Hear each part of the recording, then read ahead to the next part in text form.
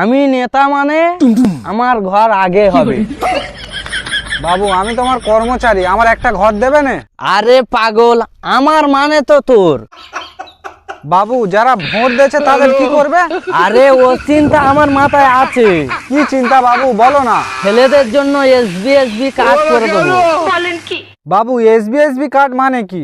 SB মানে শেখর বিমল শান্তি বিড়ি।